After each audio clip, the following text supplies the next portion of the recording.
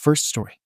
OP caught her racist elementary school bully giving a speech on racial pride in high school.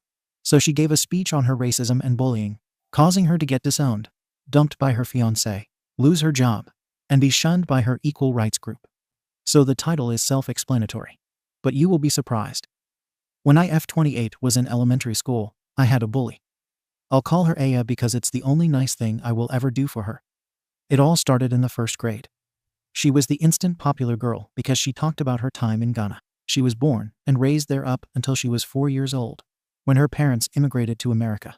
And I thought that was so cool because the only immigrants I have ever known were from Mexico. I'm also Mexican, which is something you need to remember because we lived in Texas. I asked her what life was like in Africa. She looked at me and said it in a very smug voice. A lot better than Mexico. I thought that was weird, but I let it go because we were kids at the time, and I think she just wanted to be cool or something.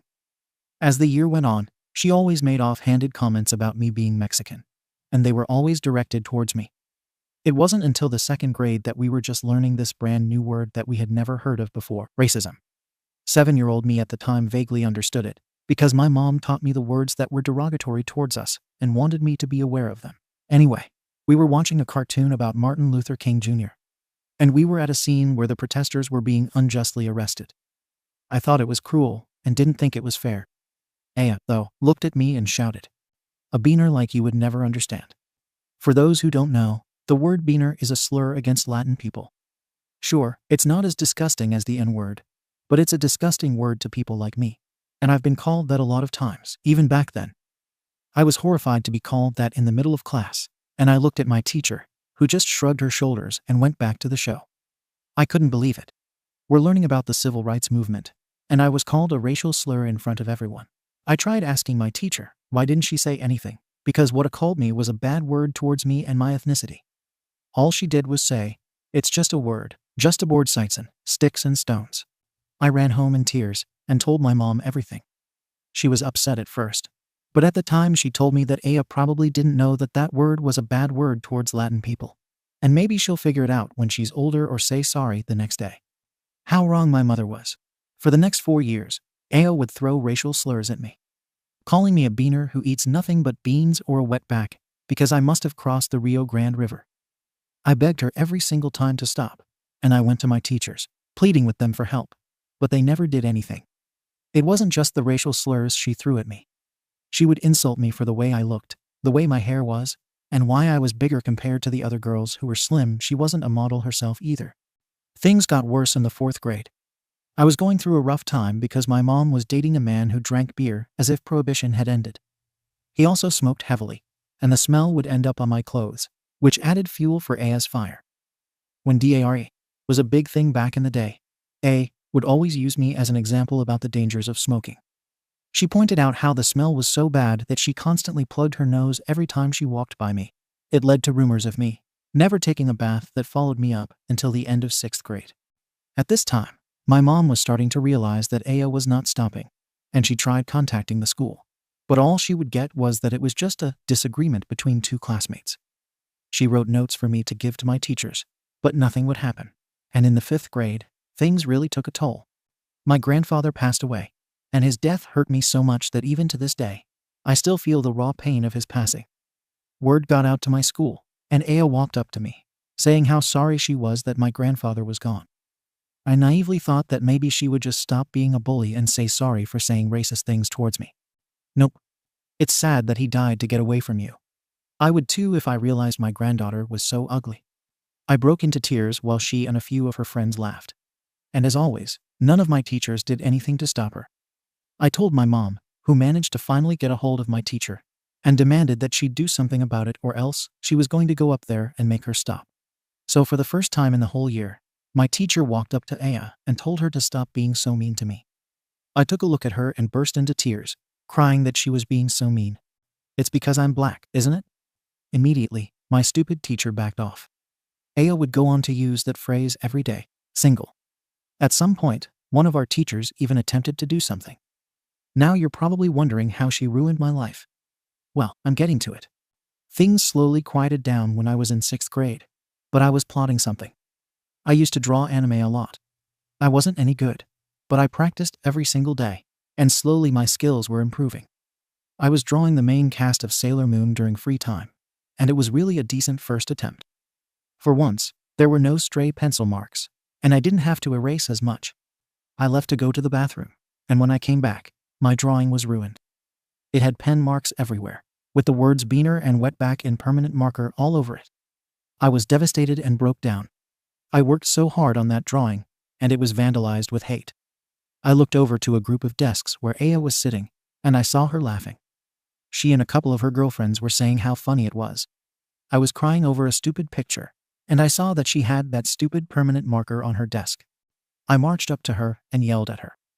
I demand to know what it is about me that she hates so much, and why she is acting like a racist towards me when I did nothing to her.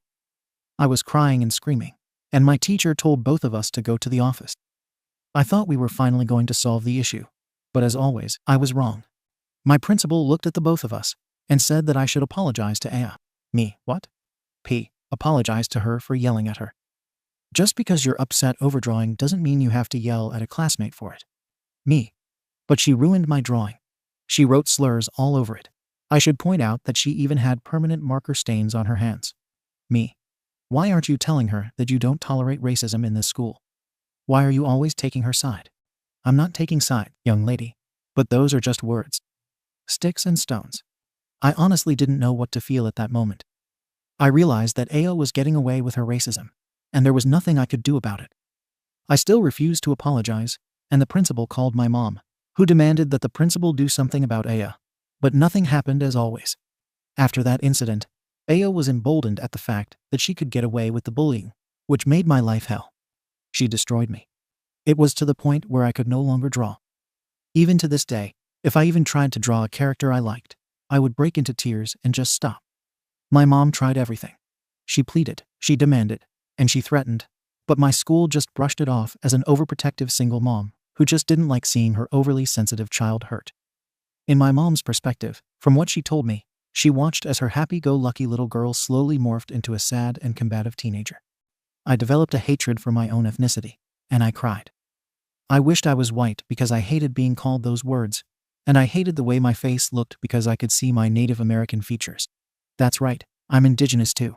She made me hate myself. It was only after elementary school did the bullying finally stop, because she went to a different junior high school.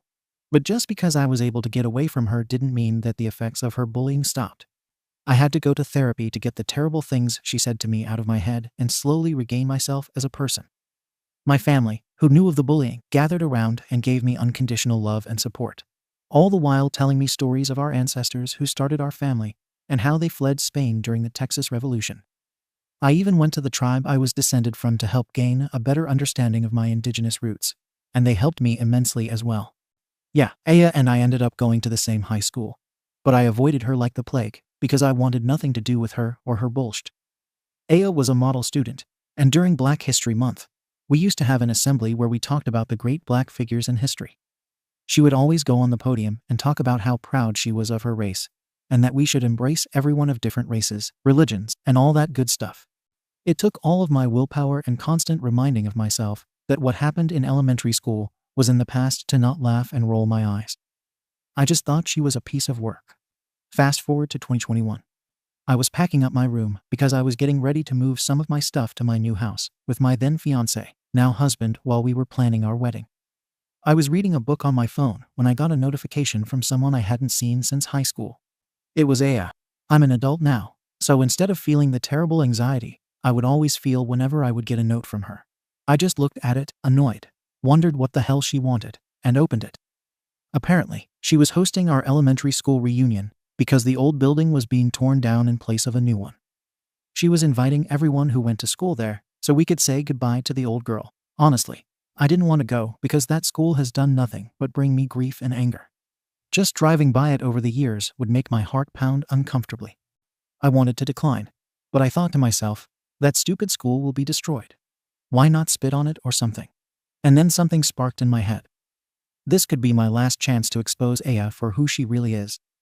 Aya is not a good racist who takes joy in other people's misery. And it wasn't just me she threw racial slurs at. She was like that to everyone. From the girl who was from Delhi to a Chinese student who ended up transferring to a different school because he couldn't take it anymore. The planning. Having dinner with my mom, I asked her if she remembered the girl who used to bully me. She gripped her fork and said that she did remember how much she hated that little bee. I asked her if she remembered going to the school many times to complain about her, and she said yes, and that she had written down everything that was said. And knowing my mom, she never threw anything away because it was an important document. I decided to look into her old files, and I found them.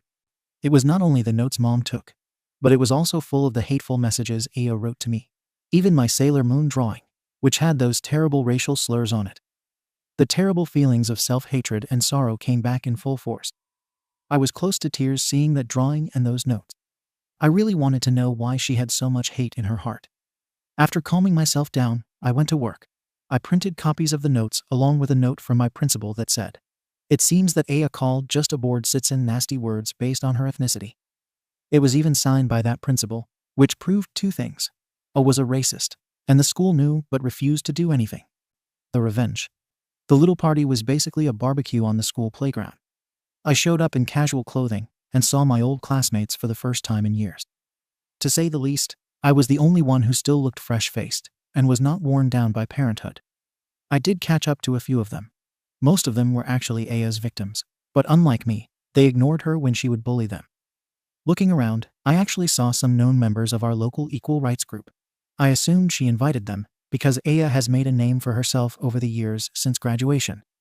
It almost made me feel sorry for what I was going to do. And when I mean almost, I mean never. The little barbecue went by smoothly, and Aya was talking about the beautiful memories she had at our old school, and that she was so thankful that they welcomed her with open arms because she was an immigrant from a faraway country and was worried about not being able to belong.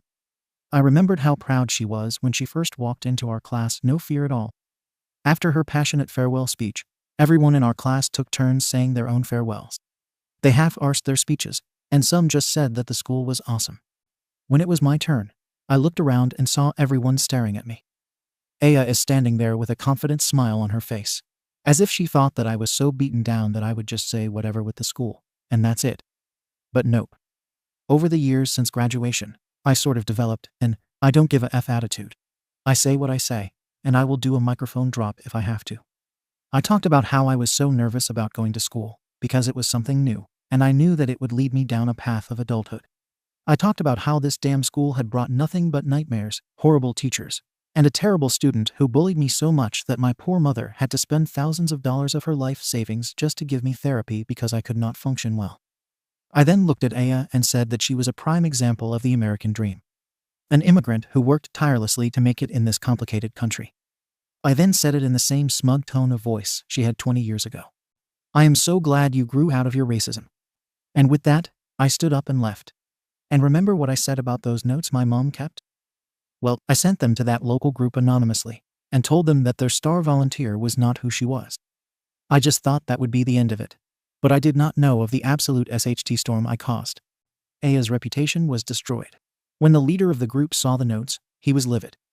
He immediately told her that she was no longer welcomed and said that she was a terrible example for the people they were helping. Her fiancé dumped her. She lost her job, and as it turns out, her parents never knew of the bullying. I guess my principal decided that it wasn't worth calling them years ago. They were angry with her and demanded to know where she got this attitude because, as I found out, her father works in a business that required them to travel to and from Ghana, and he worked with many interesting people. On top of that, my former principal apparently lost a special award she got for her contributions to our school district when the superintendent happened to get an envelope containing my mother's notes, and he was just as livid. I got an apology from the school district, along with other victims of Aya. They accepted that just to get it over with. But I politely refused, saying that it was too little, too late. I did get comments from my former classmates, saying that I should have just let it all go. But here's the thing. I did get over it. I wanted nothing more than to just close that chapter in my life and move on. But seeing her name in that email really triggered something in me, and knowing that she was running around saying things that were opposite of what she really believed, I wanted her to feel broken the same way as I felt. My mom was neutral about it. I don't resent her because she did everything she possibly could to stop the bullying. I'm thankful for that because in some stories I've seen on Reddit about people being bullied, their parents do absolutely nothing. I'm in a much better place now. I moved out of state after I got married, and I'm happy. Aya has attempted to contact me, demanding I apologize for ruining her life. But I just ignored her and blocked her. I wish I knew why she had so much hatred. I was never rude to her. I thought it was cool that she was from Africa. I love their culture, and I thought it was awesome that she was a part of it. I also wish I could draw again because it was my only escape from a troubled life, aside from the bullying. I'm just glad I was able to regain love for who I am as a person of Mexican descent and indigenous background. Because she really made me feel like I was worthless for it. That's the story of how I ruined the life of my racist bully. The plot twist was that she was black, and I was Mexican. Sure, the words she said were probably just words, but those words were very derogatory to me and many people of my ethnicity. And it's just as degrading as being called an N-word by a black person. And it also shows that even black people can be the worst racists. I'm not saying that all black people are racist because I've met amazing black people in my lifetime who truly believe in racial equality. I wanted to keep this to myself. But after seeing the terrible attacks on Asian Americans since the stupid pandemic happened, I noticed that it was sparking a big debate on who should be charged with hate crimes. We're still not there yet when it comes to truly being equal regardless of race, gender, religion, and orientation. But little by little, we are becoming a little bit better. Not much, but a little bit. Sorry for the long post. I just want to get this off my chest. And please don't make the comments into a debate. I'm really not trying to start anything. I just wanted to tell you how I finally got my revenge. Edit. Okay, I really meant it when I said I wasn't trying to start anything when I posted this. But because some people are doubting this, which I'm not surprised by, let me clarify a couple of things for you. Why did I still have those notes? Because the bullying happened before social media became a big thing. It was in the early 2000s. She saved those notes because I think she was planning on going to the district. But by the time she was able to even consider it, elementary school had ended and Aya went to a different junior high. Where did she learn those words? When she first called me Beaner, she noticed my reaction. Bullies will tell you anything just to get a reaction out of you. The stronger the reaction, the better. I even told her not to call me that word because it was a slur. But that didn't stop her. And why did it cause that district to apologize? Because it wouldn't be the first time they were accused of covering up bullying based on race. They were already going through a lawsuit over a recent incident similar to mine, and they just wanted to avoid any legal repercussions. But as I said, I don't care about that school anymore. It can go to hell for all I care. Second story. OP snooped into his girlfriend's PC and found that she was keeping spreadsheets rating her SX life and got devastated seeing the rating she gave him. Now, he's curious to check her ratings for her previous relationships. My girlfriend and I have been together for about a year and a half. She is amazing, intelligent, and caring. We don't live together, but we're considering moving in together in January, when her lease is up. We pretty much spend all of our nights together, though. Anyway, I spent the night at her place last night and ended up using her computer for work. This morning, I needed to email the document I'd been working on last night to myself at work. I couldn't remember where I'd saved it, so I just searched the computer for any files with my name. Two pop up. One is the document I was working on before, and the other is an Excel spreadsheet titled SX and Relationships. So, I opened it. From what I could tell, she has been keeping this spreadsheet since her first relationship 9 years. She has a tab for each SX partner or relationship, where she notes the dates of SX, rates the SX, notes what SX acts, and rates the relationship, not entirely sure what that means either. It was open on my tab, since I'm the most recent, so I read all of her SX relationship ratings, and they start out pretty high, I don't know the scale, but have been getting lower over the past 2 months.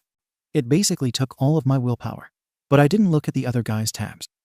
Thinking about seeing the other guy's SX acts column and the ratings just makes me sick to my stomach.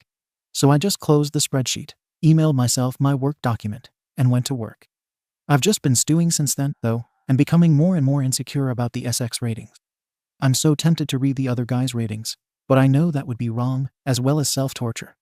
I already feel kind of shy about reading even my tab, but at the same time, I'm kind of offended by the fact that she rates our SX life and relationship, like it's just a performance evaluation at work or something. I don't know.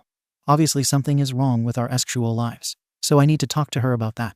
But there haven't been any signs of that from my perspective. So she's probably going to realize I saw the spreadsheet if I randomly bring it up. So what do? Do I tell her what I saw? Am I overreacting by being a little angry about her rating me and our relationship? Also, isn't keeping track of your SX life to this extent kind of odd? I haven't seen her since I found the spreadsheet. She had already left for work when I saw it.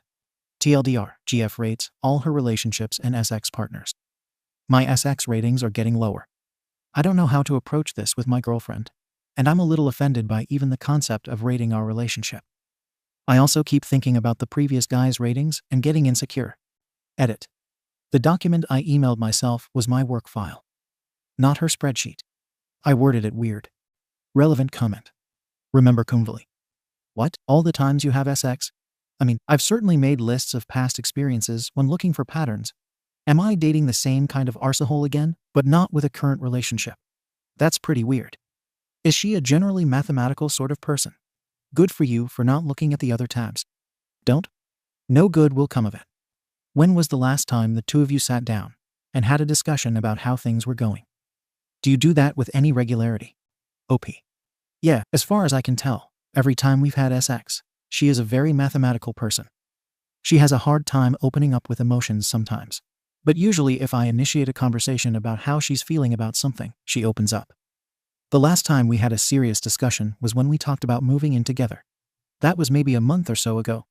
Definitely within the time frame of when the SX ratings were already dropping. So I don't know what's up. Why would you want to move in with someone when you feel your sexual life is not only poor but getting worse? That makes no sense to me. Edit. I meant poor in relation to how she felt at the beginning of our relationship. Since the ratings were getting lower for something like a month before our conversation about moving in together. Spreadsheets for life. Whoops. You replied at the exact second I decided to put this on a throwaway instead, in case my boyfriend finds my username. I'll just quote my old reply below, I guess, just in case. Anyway, I think the ratings are a bit cold too, but I can see how they might not feel cold to her. After all, she doesn't expect anyone else to read them, so to her, they're just a kind of shorthand for all the complex thoughts she has about them, but doesn't feel like writing them down. My previous reply. For a second, I was scared my boyfriend had found my spreadsheet. Except I don't do the ratings. That just seems cold. Also, it is difficult to quantify or maintain consistent standards. I do keep a color-coded spreadsheet of everyone I have ever had SX with, the dates of when we had SX, and sometimes notes on the experience, such as any factors that might have led to it being especially good one time. I also keep spreadsheets of everything I eat on days when I take my Adderall and when in the day I eat it. How many hours per day I program color-coded by project, and how long it takes me to complete any one chunk of my project. How many social interactions I have per day, and who I have them with an automated script to send emails out to schedule meals if I've gone too long without seeing any one of a specific list of close friends. How many ml of water I drink over the course of the day, and when I drink it. I am just the kind of personality that likes data, if that makes any sense. I also effing love doing my taxes. It's the same kind of impulse that drives some people to journal every day. I just find it inefficient to write things down in sentences most of the time. Maybe your girlfriend is the same way, and the fact that she's keeping the Excel spreadsheet doesn't mean anything other than that she's perhaps a bit odd and thinks it's funny or interesting. It doesn't seem like she is sharing the spreadsheet with anyone, which would be a real issue. What would you do if, instead of a spreadsheet, a Microsoft Word document containing her diary popped up with diary entries about her thoughts on your sexual life and relationship trajectory? Would you still feel offended that she is journaling her thoughts and feelings in a private place?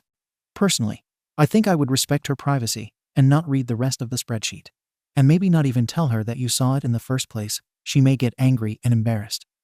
I would try to have a general conversation with her about whether there is anything she wants to try in bed to make your SX life even better, etc. Update. 3 days later. I thought I should update you guys. Thanks for all the advice. I decided to tell her about my snooping, despite the general consensus being that that would be foolish. My reasons for it were: 1. I felt bad about snooping. 2. I'm terrible at keeping things from people. It probably would have come out eventually, so I felt it was best to do it ASAP, and in a planned and controlled manner. 3.